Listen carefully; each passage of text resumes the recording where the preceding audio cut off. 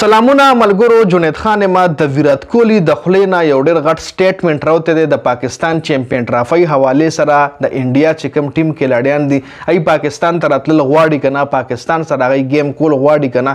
تاسو له خپل د ویرات کوهلی د سټیټمنټ اندازو شي. بل د پاکستان او د انډیا چې کوم کرکټ کې پالیټکس انوالو د پاغي باندې هم په دی ویډیو کې خبره کو. نو ویډیو خپل هم مکمل وګورئ او مخکې ملګرو سره ضرور شریک کړئ. ویرات کوهلی یو سټیټمنټ مخې راغله دی یو ویډیو کې چې هغه د پاکستان یو ماونټینر دی کم چې په غرونو باندې خېږي، په هاړونو باندې خېږي، هغه سره په ویډیو کال باندې خبرې شوې دي چې ویرات کوهلی ورله ویلي دي چې زه پوره امیدم چې موږ په پاکستان ته ځو، چونکې د دنیا چې څومره هم کلاډیان دي، څومره هم ټیمز دي، ای پاکستان ته وزټ کول شروع کړي دي.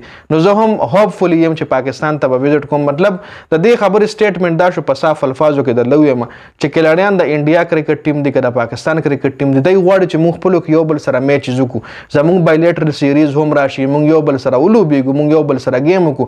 ځکه یو کلاډي غواړي چې زه گیم وکړم او بیا داسې ټیم سره گیم وکړم چې کم ټیم سره موږ خلک خوښول غواړي، چې کم ټیم سره لکه اوس د انډیا او د پاکستان چې میچ دنیا ولا ناسته جی صرف په ایشیا کې نه، په یورپین ملکونو، استرالیا، نیوزیلند، انګلند، په دغه ملکونو کې هم دا میچ ډیر په شوق باندې کتل کیږي. نو چې عوام دومره زیات په بې صبرۍ سره انتظار کوي د دې میچ، او تاسو خپل سوچ کوئ چې کلاډیان به څومره بې صبرۍ سره انتظار کوي چې موږ هم د یو بل سره میچ وکړو، موږ هم یو بل سره ناسته پاسته وکړو، یو بل سره مو تعلق وي، یو بل سره مو ګپې شپې وي. نو کلاډیان غواړي خو زموږ د ملک او د انډیا چې کوم ګنده سیاست دی هغه په سپورټس کې هم وردننه شوی دی، سپورټس کې هم دغه سیاست کمپلیټلی انوالو شوی دی.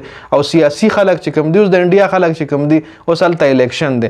جیشا چې کوم دی د نریندرا مودي د پارټۍ سړی دی، جیشا د ایشیا کرکټ کونسل هم دی، ایشیا کرکټ کونسل چیرمن هم دی، او د انډیا کرکټ بورډ چیرمن هم دی جیشا. او د چا د پارټۍ سره د نریندرا مودي د پارټۍ سره دی. دا ټایم په انډیا کې حکومت د چارې د مودي حکومت ته. اوس الیکشن د مودي به غواړي چې زه واپس الیکشنو ګټم، واپس حکومت کې راشم.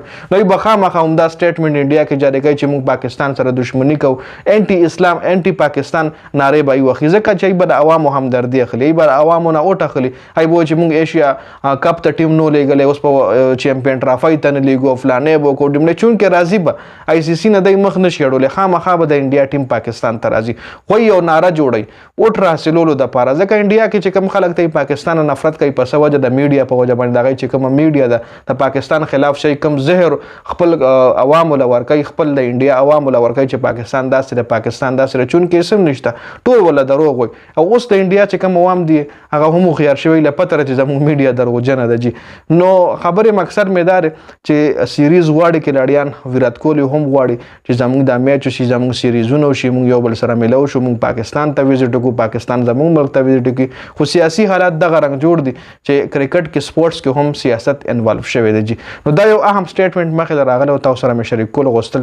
ډېره زیاته مننه د ویډیو کتلو. والسلام جی.